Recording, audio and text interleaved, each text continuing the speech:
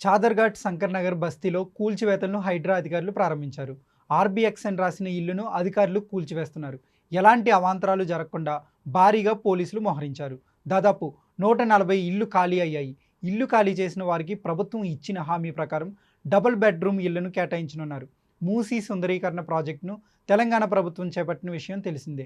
హైదరాబాద్ను వరదల నుంచి రక్షించేందుకు ఆక్రమణలకు గురైన మూసీ నది పరివాహక ప్రాంతాలను పునరుద్ధరించి కాలుష్య కొరల నుంచి మూసీని కాపాడేందుకు ప్రభుత్వం మూసీ సుందరీకరణ ప్రాజెక్టుకు శ్రీకారం చుట్టింది. అధికారులు ముందుగా మూసీ నది ఎఫ్టీఎల్ పరిధిని సర్వే చేశారు. అందులో దాదాపు 16,000 నివాసాలు ఎఫ్టీఎల్ పరిధిలో ఉన్నట్లు తేలింది.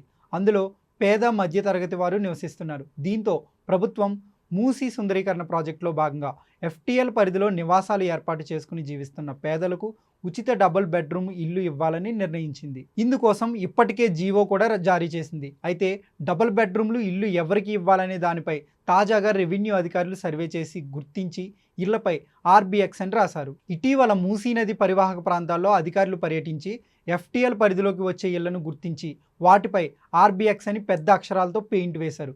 అయితే తమ ఇళ్లను కూల్చివేస్తారంటూ ఆందోళన చెందిన స్థానిక ప్రజలు అధికారులపై తిరగబడ్డారు. దీంతో ఉద్రిక్త పరిస్థితులు నెలకొన్నాయి. డబుల్ బెడ్రూమ్ ఇల్లు ఇస్తామని ప్రభుత్వం చెప్పినప్పటికీ పలువురు స్థానికులు ఆందోళనకు దిగారు.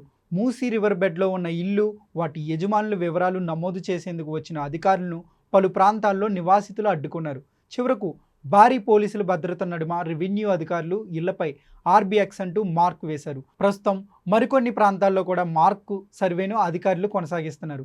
పోలీసులు భద్రత మధ్య ఈ సర్వే సాగుతుంది. కూల్చివేయాల్సిన ఇళ్లను అధికారులు మార్కు వేస్తున్నారు. అక్కడి ప్రజలు ఇల్లు ఖాళీ చేసిన వెంటనే అధికారులు ఆ ఇళ్లను కూల్చివేయనున్నారు. మూసీ సుందరీకరణ పనుల్లో భాగంగా రివర్ బెడ్ పరిధిలో సుమారు 55 కిలోమీటర్ల పరిధిలో 40,000 ఆక్రమణలను కార్పొరేషన్ అధికారులు గుర్తించారు.